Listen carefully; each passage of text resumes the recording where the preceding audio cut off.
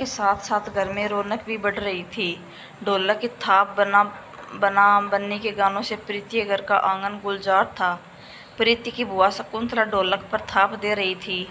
गीत गाती महिलाओं के स्वर जैसे ही मुद्दिम पड़ते, वो तेज से बोलती, अरे जोर से गाओ ताकि मोहल्ले वाली को पता चले कि मेरी भतीजी की शादी है। आखिर लाखों में एक दूल्हा मिल रहा है। मेरी भतीजी जो पूरे मोहल्ले में उतने सुंदर और अमीर लड़के से शादी की बेटी का ब्याह ना हुआ।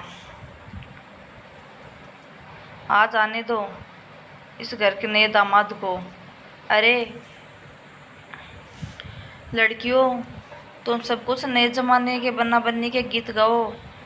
तभी प्रीति की सहेलियों ने उसे छेड़ते हुए बन्ना बन्नी के गीत गाना शुरू किया। रघुपति राघव राजा राम, ऐसा हस्बैंड जो भगवान। सुबह सुबह पति चाय बनाए, खुद पिए और हमें भी पिलाए, और कहे पी लो मेरी जान, ऐसा हस्बैंड दो भगवान। जिसे सुनकर कोहबर में बैठी प्रीति मन ही मन मुस्कुरा पड़ी। लेकिन इस सब की तैयारियों के बीच उसके माता पिता को कुछ खटक रहा था। तो वो था प्रीति के मुस्कुराने वाला चेहरा। कि माँ सावित्री बहुत कोशिश की जानने की, लेकिन प्रीति ने हर बार बहाना बनाकर बात मुस्कुराकर टाल दी।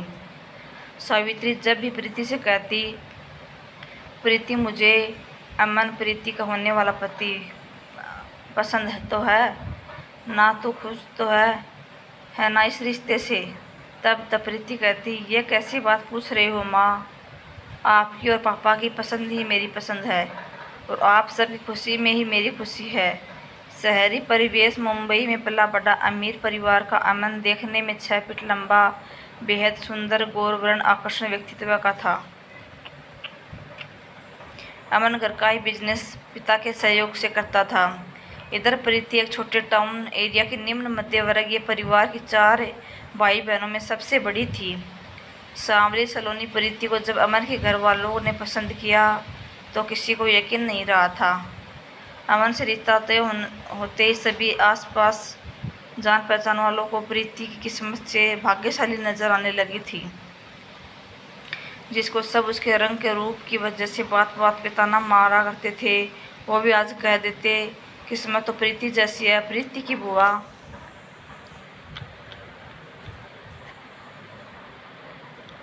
जिन्होंने प्रीति का रिश्ता तय कराया था, खुद वो किसी 30 मार खां की तरह सबके सामने रखती और रिश्ता तय कराने का वाहवाही लूटती। लेकिन प्रीति को अमन का व्यवहार समझ नहीं आ रहा था। शादी तय होने से लेकर शादी के दिन तक अमन ने कभी भी अकेले में या फ़ोन पर प्रीति से बात करने की कोशिश नहीं की। इस बात को लेकर जब उसकी सहेलियां जब भी प्रीति से पूछती कि अच्छा बता जीजा जी से कितनी बात होती है, प्रीति बात को छुपाते हुए कहती, अरे वो व्यस्त रहते हैं।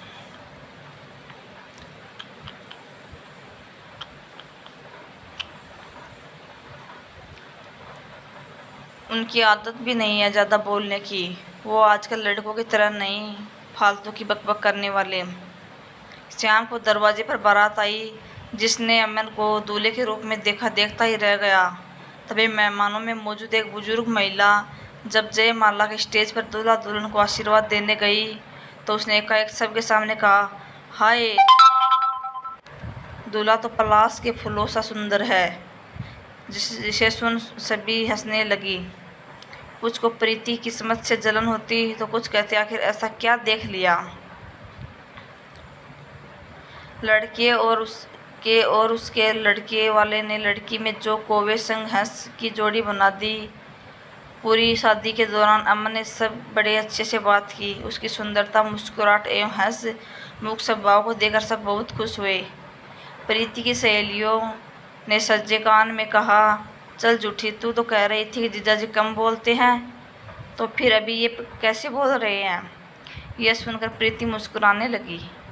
बड़ी धूमधाम से प्रीति की शादी अमन से संपन्न हो गई।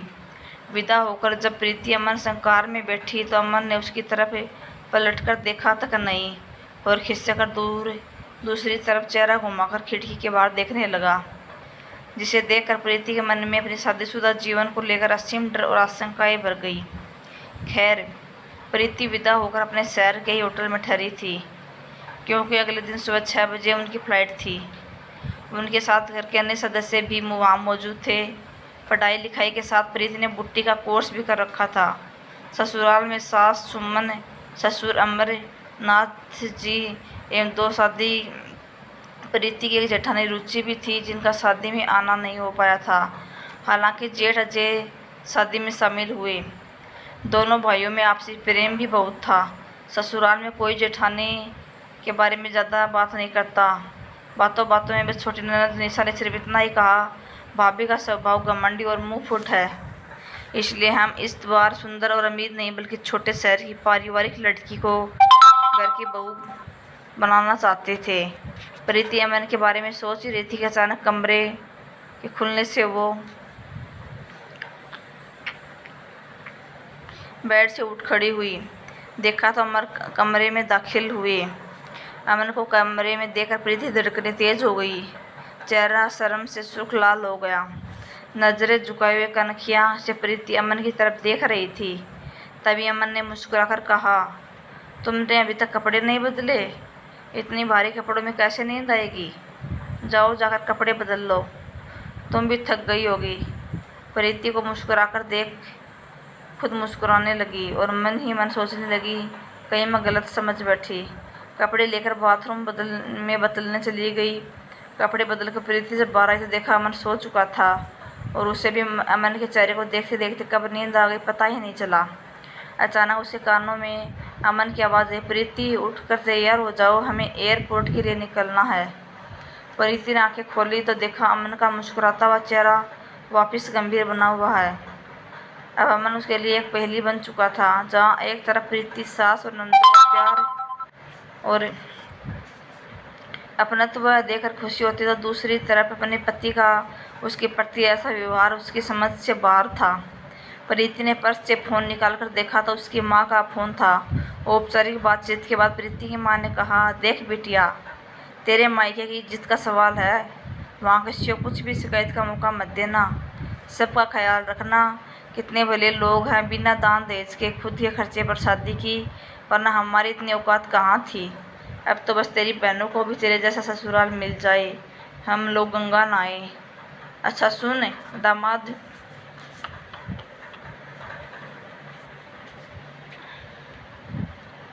जी कैसे हैं? आस पास हो तो ज़रा उनसे बात करवाना, हाल चाल ले लूँ। प्रीति सामने बैठी अमन को देखा जो मोबाइल में कुछ देख रहे थे। अमन की दिलचस्पी ना देखकर प्रीति ने बहाना बनाते हुए अपनी माँ से कहा, वो भी अच्छे है माँ, अभी घर पर नहीं है, कहीं बाहर गए हुए हैं, आएंगे तो बात करा दूंगी। अच्छा चलो अब रखती हूँ। दिन भर आने जाने वाले मेहमानों के बाद रात में फिर जब अमन कमरे में आए तो प्रीति ने देखा अमन के चेहरे पर मुस्कुराहट थी। इस बार अमन ने बिना कुछ बोले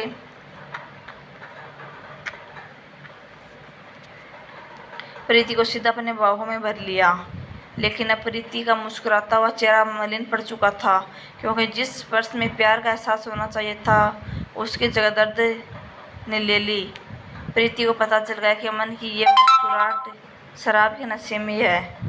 शराब के नशे में चूर अमन ने प्रीति के साथ अपनी शारीरिक भूख खत्म कर उसे धक्का देकर खुद से दूर कर दिया। इधर निर्जीव बिस्तर पर पड़ी प्रीति की आंखों से आंसू लगातार बहे जा रहे थे। आज उसके टूटे दिल और टूटी चूड़ियों के दर्द की चीख सुनने वाला कोई नहीं था।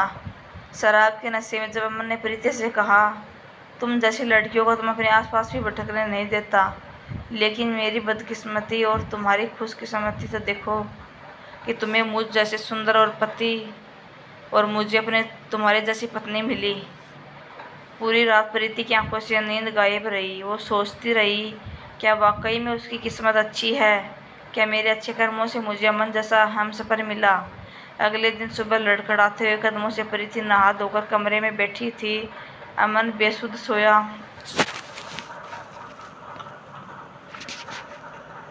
था, जिसे देखकर प्रीति मन में उसके प्रति प्रेम नहीं घृणा ने जन्म ले लिया, क्योंकि जिससे वो अब तक अपना पति परमेश्वर मान रखी थी, असल में उसके रूप में तो हकीकत में कुछ और ही निकला। तभी दरवाजे पर किसी ने दस्तक दी। अपने ही ख्यालों में खोई प्रीति ने दरवाजे की दस्तक से ख्यालों से बाहर आ गई और बिस्तर से उठकर दरवाज़ा खोला तो देखा सामने उसकी सास सुमन जी थी।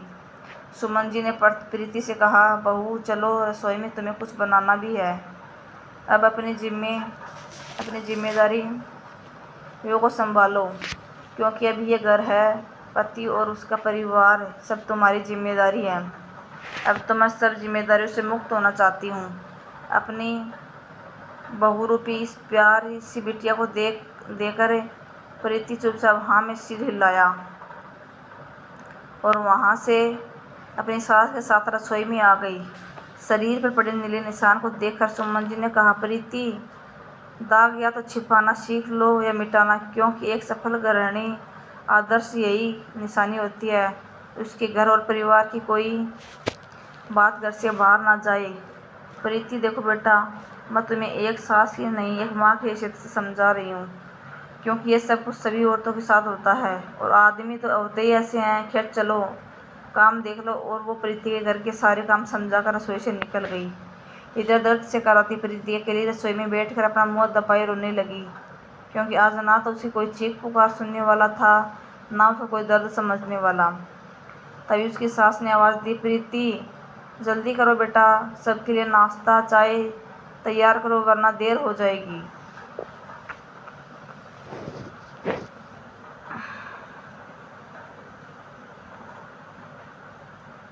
सबके लिए चाय नाश्ता तैयार करके प्रीति ने दे दिया। सभी ने नाश्ते की तारीफ की, लेकिन अमन बिना खाए घर से बिना बताए बाहर चला गया। प्रीति अभी अमन के बारे में सोच ही रही थी कि उसकी सास ने कहा, बेटा रसोई साफ कर लो, दोपहर में खाना बना देती हूँ। क्या बनाना है, सच से अनजान प्रीति सोचने लगी। अमीर ससुराल में एक भी नौकर या नौकरानी नहीं, बड़ी आश्चर्य की बात है। अब प्रीति के मन में बहुत सारे सवाल घूम रहे थे, लेकिन वो पूछे तो किससे, आखिर सारे प्रश्नों के उत्तर कौन दे। जब अमन ने प्रीति को पसंद ही नहीं थी तो अमन ने प्रीति से शादी ही क्यों की। आखिर इतने बड़े शहर में रहने वाले अमीर लड़कों को लड़कियों की कोई कमी तो थी नहीं, जिससे चाहते उससे शादी करते, फिर मुझसे शादी क्यों। प्रीति की सास और ननद उससे बहुत प्यार से बातें करती। कोई भी उनके व्यवहार को देखकर सोचता कितने अच्छे और उच्च विचार हैं इन लोगों के। लेकिन सास ननद के व्यवहार को भी लेकर एक तरफ उसका मन कहता कि वो लोग अच्छे हैं, लेकिन दिमाग कहता नहीं, मैं प्यार नहीं, दिखावा है जिसका सहारा लेकर वो लोग तुझे मूर्ख बनाते हैं। कहाँ तो प्रीति शादी के बाद अपने शादी और हनीमून के सपने देखा करती थी। शादी होते ही उलझनों में उलझ कर रह गई। उसे लगता था कि दामाद के रूप में उसका माता पिता को सम्मान देने वाला बेटा मिल गया, जिससे उसके माता पिता की तकलीफ अब कम हो जाएगी। अब वो पूरे अधिकार और सम्मान से माता पिता की मदद कर पाएगी। लेकिन उसके सपने ही सपने में रह गए। यहाँ तो उसको खुद के अस्तित्व की लड़ाई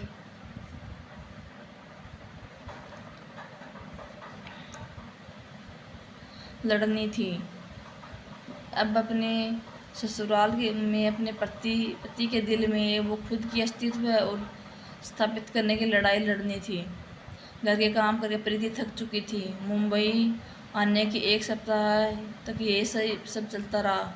प्रीति की माँ जब भी फोन आता वो उससे हंसकर बात करती, क्योंकि उसे पता था कि उसकी परेशानियाँ सुनकर उसके माता पिता परेशान हो जाएंगे और लौट कर गई तो समाज में उनकी बदनामी होगी, वो अलग। इसलिए उसने चुप रहना और अपनी तकलीफ को छुपाकर ही बेहतर समझा। एक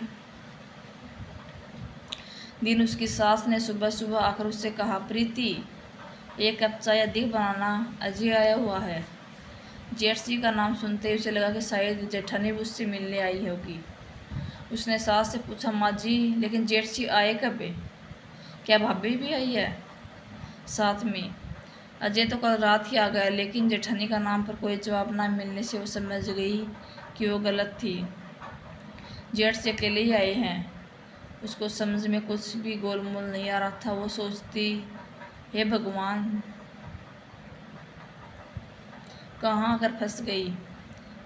क्या घर है, एक बेटा दिन भर घर में रहता है, एक बेटा तो आया लेकिन जेठानी का कोई नाम क्यों नहीं ले रहा। अब अजय भी घर में साथ ही रहने लगा। तब प्रीति को समझते देर ना लगी, ये लोग कोई अमीर खानदान के नहीं बल्कि दिखावे के अमीर हैं, कागजी शेर की तरह है। एक दिन शाम को जोर जोर से गाली गलौज की आवाज़ आ रही थी। प्रीति ने जाकर देखा तो लेनदार पैसा चुकाने की बात कर रहे थे। पता चला अमन ने किसी बिजनेस के लिए लाखों रुपए उधार लिए थे, जो इसने चुकाए नहीं। हाथ पांव जोड़कर किसी तरह सुमन जी और अजय ने उन लोगों से विनती की, कुछ दिनों का और मोहलत दे दो। तभी घर में उसकी जेठानी रुचि का आगमन हुआ, जिसे देखते सबके चेहरों के रंग उड़ गए। अजय ने कहा, रुचि तुम इतनी जल्दी, तुम तो 1 महीने बाद आने वाली थी ना। तब रुचि ने कहा, अरे घर के अंदर तो आने दो, सारे सवाल यहीं पूछ लोगे। पापा अब ठीक हैं, डॉक्टर ने कहा परेशानी की कोई बात नहीं है। भैया भी इंडिया गए हैं माँ पापा के साथ रहने के लिए। दरवाजे की ओर से झांकती प्रीति रुचि को देखते रह गई। पता नहीं क्यों उसके दिल में खुशी से रोने लगा। उसकी आंखों से आंसू झलक आए। जेठानी को देखते उसे लगा जैसे अपनी कोई बड़ी बहन मिल गई हो। झटपट वो रसोई से पानी लेने गई उनको देने के लिए ही, तभी उसके पीछे से किसी ने आवाज़ दी, तुम कौन हो? प्रीति ने पलटकर देखा तो रुचि थी। प्रीति सोचने लगी, इसका मतलब इन्हें पता ही नहीं कि मेरी शादी इनके देवर से हो गई। प्रीति ने आगे बढ़कर रुचि के पैर छुए। तब रुचि ने कहा, खुश रहो, माफ़ करना, लेकिन मैं तुम्हें पहचान नहीं। तभी पीछे से अजय ने आकर कहा, ये अमन की पत्नी है प्रीति, अब तुम कमरे में चलो। इतना सुनते गुस्से और आक्रोश से भरे रुचि ने खुद को संयमित करते हुए कहा, क्या? लेकिन कब हुई शादी? और मुझे तुमने बताना भी जरूरी नहीं समझा। अजय ने कहा, तुम कमरे में चलो, मैं तुम्हें सब बताता हूँ। तभी सुमन जी ने कहा, क्या बताते?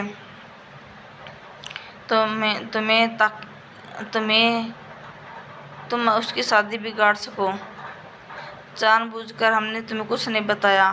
वो तो शुक्र हो मेरे हीरे जैसे दामाद को, जो उसने अमन का ब्याह करा दिया, वरना तुम तो उसकी शादी ना होने देती। अजय लेकर जाओ इस कमरे में और समझा देना कि प्रीति से दूर रहे। खबरदार जो उसे बिगाड़ने की कोशिश की तो मैं इसकी परछाई भी प्रीति पर नहीं पड़ने देना चाहती। रुचि अवाक प्रीति को देखती रह गई। चुपचाप खड़ी प्रीति को समझने में असमर्थ थी। तभी सुमन ने उसका हाथ पकड़ उससे अपने कमरे में लेकर आई और उससे कहा, बहू तुम अमन को या शादी को लेकर कभी कोई बात रुचि से साझा मत करना, ना ही उससे तुम्हें बात करने की ज़रूरत है। उसकी तो आदत है बातों को बड़ा चढ़ाकर बताना और झगड़े लगाने की ही, इसलिए तुम उससे दूर ही रहना। मैं तो सिर्फ उससे अपने बेटे की वजह से झेलती हूँ। अच्छा हुआ शादी के समय वो मायके थी 3 महीने से, वरना तो शादी होना मुश्किल था। उसके बुरे कर्मों का नतीजा ये है। मायके में उसके माँ बाप पूरा शरीर लकवाग्रस्त हो गया है और शादी के 5 साल हो गए, लेकिन अभी तक बांझ है। प्रीति चुपचाप कमरे में मुख दर्शक की बातें सब कुछ सुन रही थी। इधर अजय ने रुचि को कमरे में लाकर कहा, देखो रुचि, मेरी एक बात कान खोलकर सुन लो। तुम प्रीति से कुछ भी नहीं कहोगी और अपना काम खत्म करो और अपने कमरे में आ जाओ। तब रुचि ने कहा, लेकिन अजय, क्या प्रीति को अमन का सच पता है? क्या प्रीति की शादी अमन से सच बताकर हुई है या वैसे ही हुई जैसे तुम्हारी और मेरी हुई थी, झूठ बोलकर? अजय ने गुस्से में कहा, क्या बताया गया क्या नहीं, तुम्हें इससे मतलब नहीं होना चाहिए, बस तुम्हारी ज़बान बंद रहनी चाहिए। पूरी रात रुचि की आंखों से नींद गायब रही। ना चाहते हुए भी बार बार उसके सामने प्रीति का मासूम चेहरा आ जाता। 2 दिन तक घर में शांति और चुप्पी छाई रही। रुचि और प्रीति एक दूसरे को देखते ही साथ काम करते, लेकिन बात कोई किसी से नहीं करता। तीसरे दिन रात को अचानक रुचि को प्रीति के कमरे से गाली और थप्पड़ की आवाज़ आने लगी। प्रीति, बचाओ प्लीज, अमन मुझे मत मारो, आवाज़ आ रही थी। रुचि भागकर अपने कमरे से निकली तो अजय ने उसका हाथ पकड़ लिया और कहा, कहाँ जा रही हो? उनका निजी मामला है, तुम्हें उससे कुछ नहीं बोलना। रुचि ने गुस्से में अजय से कहा, अजय मेरा हाथ छोड़ो, वरना 2 साल पहले आई इस दरवाजे पर पुलिस आज एक बार फिर से आएगी और दर्द से भरी चीखती आवाज़ इस निजी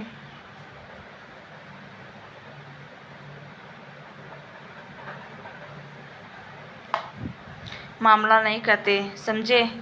रुचि भागकर कमरे में गई जहाँ अमन के पैरों से प्रीति को मार रहा था। तभी रुचि ने अमन को पकड़कर एक जोरदार थप्पड़ उसके गाल पर मारा और झटके से उसे प्रीति से दूर धक्का दे दिया। नशे में चूर अमन को होश ही नहीं था। वो बड़बड़ाता हुआ बेड पर गिर गया और उसी हालत में सो गया। इधर दर्द से कराती प्रीति रुचि से गले लगकर फूट फूट कर खूब रोई। रुचि ने उसे सहारा देकर उठाया और उसे हिम्मत रखने के लिए कहा। उसने कहा, प्रीति अब रोना बंद करो। तुमने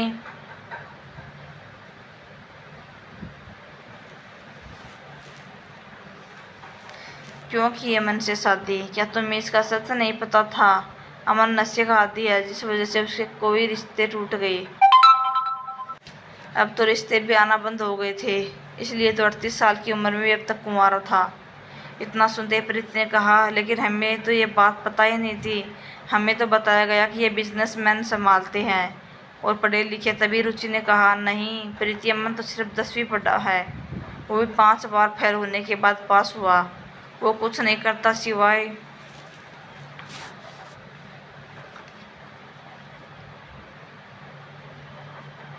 नशा और लड़कियों को परेशान करना। तो उसकी सिर्फ शक्ल ही सुंदर है, जिसका फायदा उठाकर वो न जाने कितनी लड़कियों को धोखा दे चुका। अमन से 12 साल छोटी प्रीति को समझ नहीं आ रहा था कि अब आगे उसकी ज़िंदगी में क्या मोड़ लेगी। पूरी रात देवरानी जेठानी ने एक दूसरे से बात करते हुए गुजार दी। अगले दिन हाल में बुलाकर रुचि कटघरे में खड़ा किया गया। हॉल में उसकी ननद निशा, नंदोई, अजय, अमन और उसकी सास ससुर और प्रीति भी मौजूद थी। सब बारी बारी रुचि पर इल्ज़ाम लगा रहे थे कि रुचि और प्रीति ने एक साथ बोला। अगर आप सब ने बोल लिया हो तो अब हमने शुरू करें बोलना। रुचि और प्रीति एक साथ एक सुर में बोलते हुए देखकर उसके नंदोई को गुस्सा 7वें आसमान पर आ गया। उन्होंने गुस्से में गरजते हुए कहा, तुम दोनों इतनी हिम्मत ही हमारे सामने जुबान खोलो। तुम दोनों के बाप की औकात नहीं थी कि तुम दोनों की शादी करा सके, और अब तुम दोनों हम लोगों को ही आंखें दिखा रही हो। सेटअप मिस्टर अखिल उर्फ आदरणीय नंदोई जी, इज्जत के साथ बात करना, वरना जब हमने अपनी पर आ गए तब आप हवालात ही की हवा खाओगे, समझे। आपकी इस बदतमीजी के कारण आपके छोटे भाई की पत्नी ने आप पर मुकदमा किया, जो जेल जाने की नौबत तो कभी भी आ सकती है। इसलिए चुपचाप मेरी बात ध्यान से सुनिए। मैं कोई छोटी बच्ची नहीं जो रुचि भाभी मुझे बिगाड़ देगी। मुझे आपका एक सच खुद अमन के नशे की हालत में बताया। मुझे पता चल चुका है कि आप अमन को ब्लैकमेल करके पैसे ऐंठते हैं और अपने उस नशे का आदी भी बनाया है ताकि आपके सरों पर नाचता रहे। और भाभी को बांझी की नज़रों में चोर ही उन्होंने अपने भाई के घर में गहने पैसे चुरा कर दिए, जिससे उनका भाई विदेश जा सके। प्रीति के मुँह से सब सच सुनकर आज अखिल के कदम लड़खड़ाने लगे। वो अपने सास ससुर जी की तरफ देखने लगा, जो प्रीति की तरफ भावना शून्य होकर देख रही थी। आपने इस घर में फूट डालकर राज करने का बड़ा अच्छा तरीका निकाला था, लेकिन अफसोस आपका ये तरीका हम देवरानी जेठानी का काम नहीं करने वाला। और एक आखिरी बात, आपने जितने पैसे अमन के नाम पर कर्जे लिए हैं उन सब की भरपाई भी आप ही करोगे, और कल से हम खुद अपना सारा बिजनेस का काम काज देखेंगे। आपको हम एक एहसान करने की ज़रूरत नहीं है। अखिल ने बाढ़ कहा, मम्मी जी आप कुछ बोलेंगी? अपने छोटी बहू को जो मुझ पर बिना सिर पैर के इल्ज़ाम लगा रही, अपने जेठानी के बहकावे में आकर मुझे अच्छे से पता है ये सब इस तेज तर्रार रुचि की साजिश है। तभी गुस्से में अजय ने कहा, खबरदार अखिल, जो मेरी पत्नी के खिलाफ एक शब्द भी कहा तो ठीक नहीं होगा। मैं तुम्हें आज तक सिर्फ अपनी माँ और बहन की वजह से बर्दाश्त करता आ रहा हूँ, वरना मैं तो कब का तुम इस घर से लात मारकर भगा चुका होता। सही कहा प्रीति, तुम सब कल से ऑफिस नहीं आओगे। इसको बोलिए अभी इस वक्त इस घर से बाहर निकले। लेकिन बेटी दामाद के प्यार में अंधी सुमन जी कुछ सुनने को तैयार नहीं थी। उन्हें प्रीति से कहा, तुम्हें कैसे पता कि रुचि के गहने नहीं चुराए और अखिल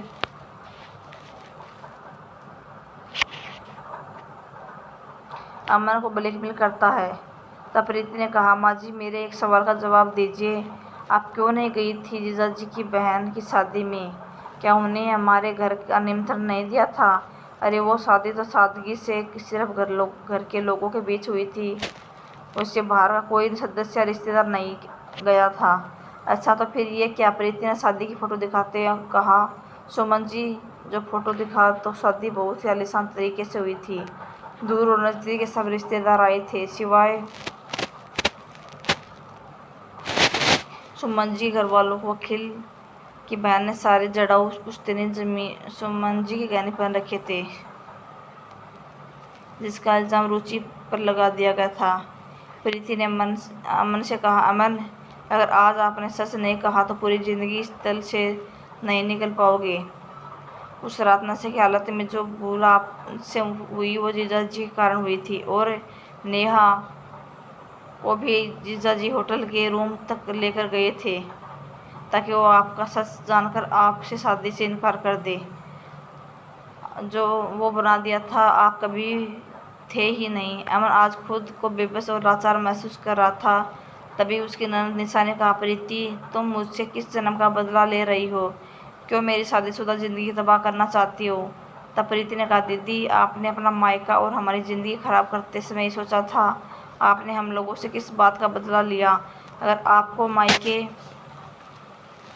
की प्रॉपर्टी चाहिए थी तो फिर अपने भाइयों से शादी कराकर महान बनने और हमारे साथ खेल खेलने की क्या ज़रूरत थी? आप हमसे किस बात का बदला लिया? क्या मैं जान सकती हूँ माँ जी, आप कुछ बोलती क्यों नहीं? नजरें झुकाई सुमन जी ने कहा, मैंने कंपनी दोनों दामाद और बेटियों के नाम कर दी है। सुमन जी की बात सुनकर प्रीति और रुचि एक दूसरे की तरफ देखने लगी। क्योंकि सुमन जी मानसिक रोगी थी इसलिए उन्हें कभी किसी काम से कोई मतलब नहीं था। सास की बात सुनते ही रुचि और प्रीति के साथ अजय और अमन के होश उड़ गए।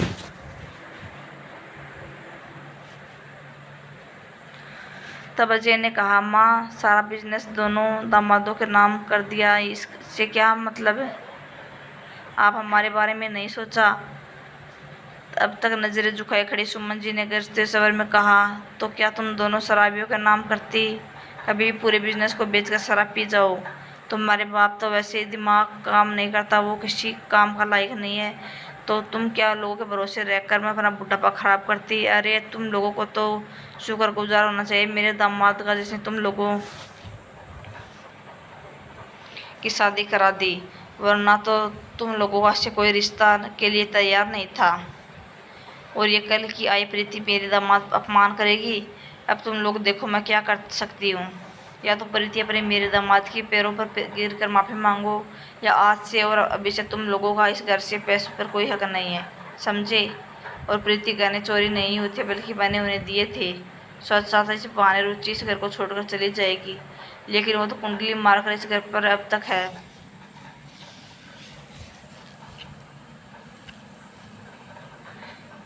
सब कुछ चालाक और तेज तर्रा रुचि का ही काम है। चुपचाप सब कुछ देखते सुनते प्रीति और ससुर सूर्यकांत जी ने बोला, वाह सुमन क्या बात है। तुम मेरे घर वालों की सगी तो ना हो, लेकिन तुमने जो अपने बेटों के साथ वही व्यवहार किया जो तुमने आज से पहले मेरे घर वालों के साथ किया था। पहले उन्हें झूठा दहेज के केस में फंसाने की धमकियाँ दी, मुझसे दूर किया, और अब बेटों के साथ ऐसा सौतेला व्यवहार है। भला कौन यकीन करेगा कि कोई सगी माँ अपने बेटों के साथ ऐसा व्यवहार कर सकती है? पहले मेरे बच्चों की नज़र मुझे गलत साबित किया, अब उन्हें मुझे उससे दूर किया, अब उन्हें इस घर से निकाल रही हो। मेरे जीते जी तो ये संभव नहीं होगा। मेरे बेटे बहू इस घर से कहीं नहीं जाएंगे और ना ही मेरी बहू किसी से माफ़ी मांगेगी। सूर्यकांत जी को बोलता देख सब उनकी तरफ एक तक देखने लगी। बाबूजी लगता है आपकी तबीयत ठीक नहीं है, चलिए आपको दवा देकर सुला देती हूँ, आप आइए मेरे साथ कमरे में। अखिल ने सूर्यकांत जी का हाथ पकड़ते हुए कहा। अपना हाथ अखिल के हाथ से छुड़ा कर सूर्यकांत जी ने कहा, बिल्कुल ठीक कहा, मुझे कुछ नहीं हुआ, लेकिन काश इतनी चिंता तुम अपने माँ बाप भी करते और अपनी खराब नीयत मेरे घर से दूर रखते तो बहुत अच्छा होता। लेकिन तुम तो पैसे के लालच में इतने अंधे हो गए कि तुमने अपने माँ बाप, भाई के साथ साथ मेरे घर का भी अपने दुख का शिकार बना दिया। अब यहाँ से चुपचाप चले जाओ, इससे पहले कि हमें तुम्हारा हाथ पकड़कर इस घर से निकलना पड़े, क्योंकि ये घर आज भी मेरे नाम है। सुमन, तुम भी चाहो तो चली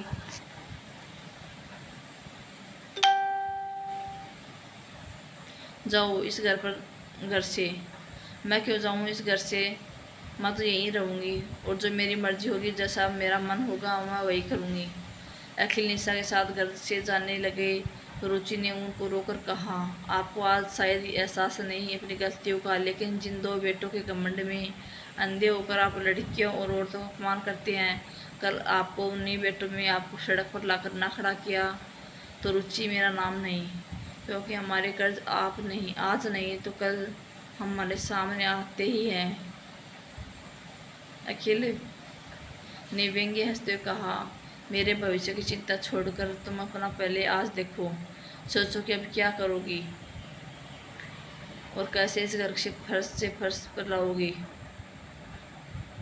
कहकर अखिल निशा वहाँ से चले गई। इधर सब सोफे पर बैठ गए, सोचने लगे अब आगे क्या होगा और कैसे होगा, कैसे घर और घर के खर्चे चलेंगे। पूरे घर में सन्नाटा फैल गया, सब खामोश थे, किसी को समझ नहीं आ रहा था।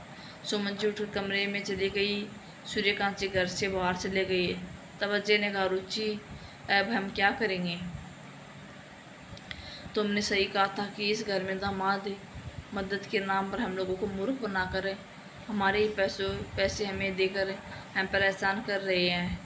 मैंने माँ और बहनों पर आंखें बंद कर भरोसा किया, जिसका नतीजा मुझे आज ये मिला।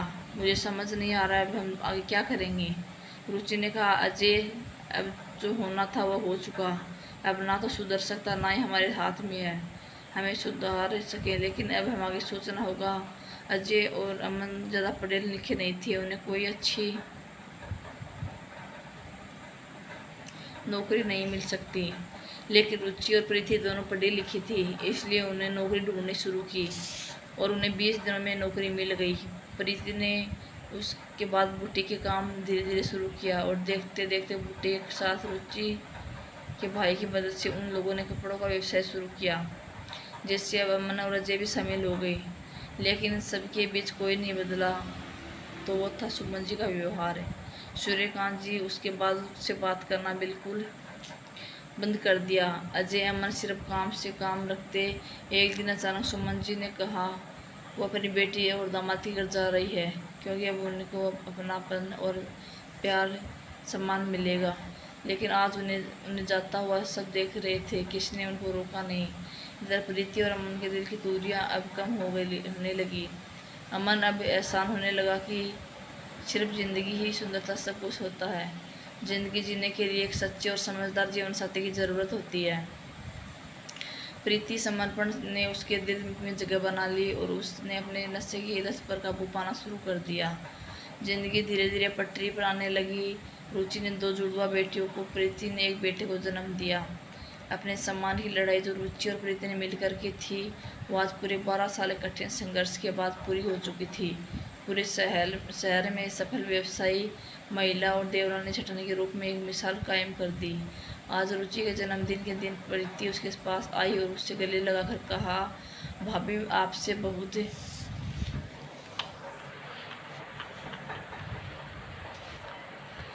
बहुत कुछ कहना चाहती हूँ, लेकिन सोच रही हूँ कैसे कहूँ।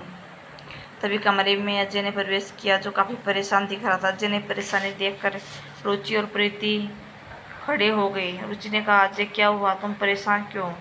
अजय ने घबराहट में कहा, अस्पताल में किसी अजनबी का फोन आया था, माँ अस्पताल में भर्ती है, उनकी स्थिति गंभीर है, सोच रहा हूँ क्या करूँ।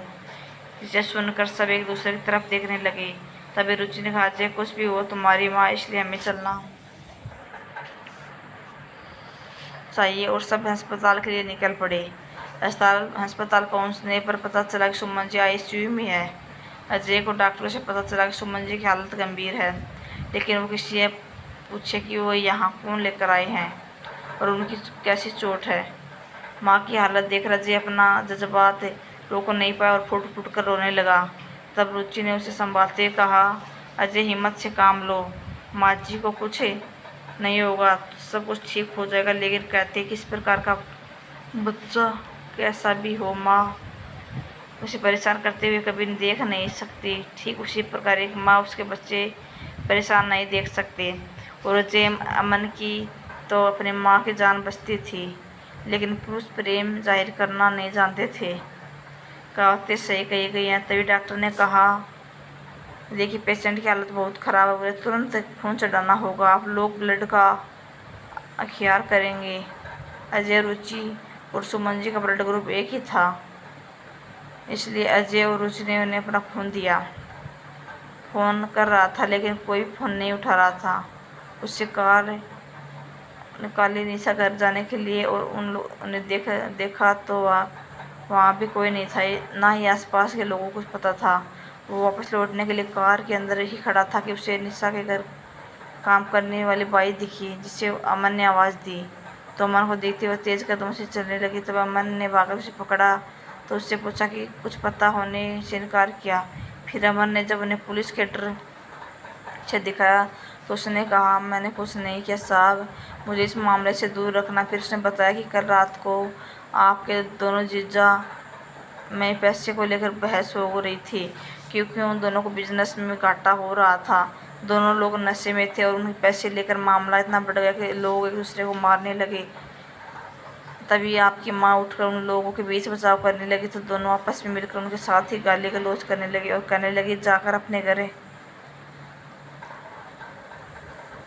से पैसे लेकर आओ, तब हमारे साथ रह सकती हो।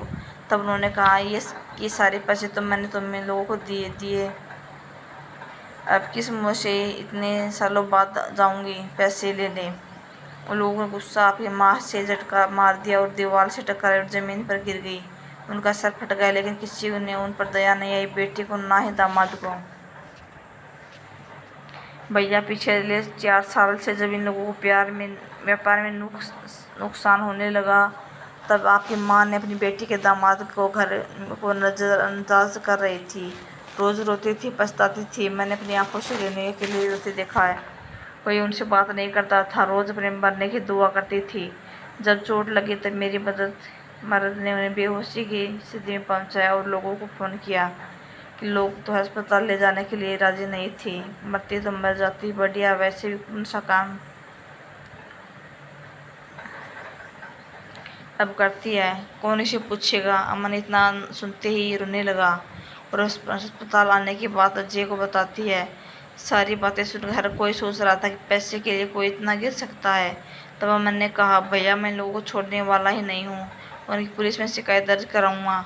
उस पीछे से अमन के पापा सूर्यकांत ने कहा, बेटा शांत हो जा, मैं समझ सकता हूँ तुम्हारे जज्बात, लेकिन कर्मों की सजा तो हर इंसान को सहनी होती है। पहले अपनी माँ के ठीक कराओ, फिर सोचते क्या करना है। 4 दिन बाद सुमन जी को होश आया। डॉक्टर ने कहा, सुमन जी को होश आ गया। यह खुशखबरी सुनते वो लोग भागकर कमरे में चले गए। लेकिन अब जब अमन, रुचि, प्रीति और सूर्यकांत जी कमरे में पहुंचे तो सुमन जी खामोश थी।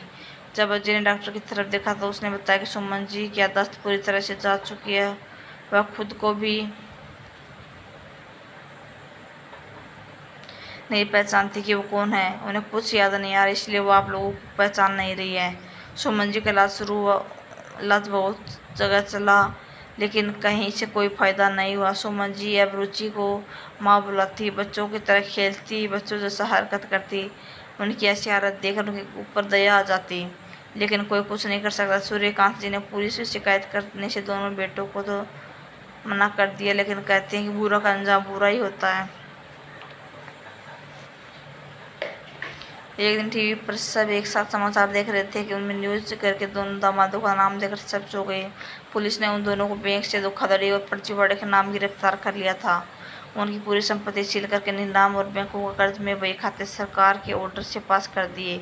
बोली लगने और खरीदने वाली आज प्रीति और रुचि थी। पूरी संपत्ति उन दोनों के नाम पर हो गई, जिस खुशी में एक और सक्सेस पार्टी कि आज रुचि के कमरे में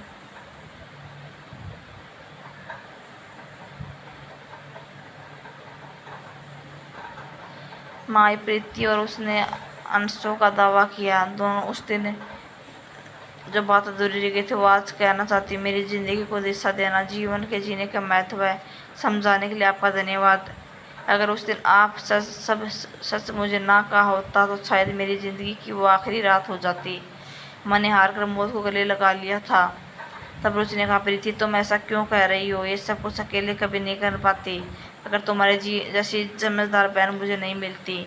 तो प्रीति ने कहा, यही तो बात, आपको अपनी बड़ी बहन समझकर हर चीज़ के लिए परेशान करने वाली हूँ। मुझे आज भी अच्छे से याद है जब मैंने आपसे कहा था, दीदी मेरी ज़िंदगी पलाश के फूल जैसी हो गई है, जो बाहर से दिखते तो हैं सुंदर, लेकिन इसमें प्यार और अपनेपन की खुशबू नहीं है। तो आपने कहा था, प्रीति पलाश के फूल सुगंध ना हो, लेकिन इनमें तमाम उसके गुण होते हैं जिन्हें जानकर अगर सही तरीके से सहयोग तो धैर्यंश है।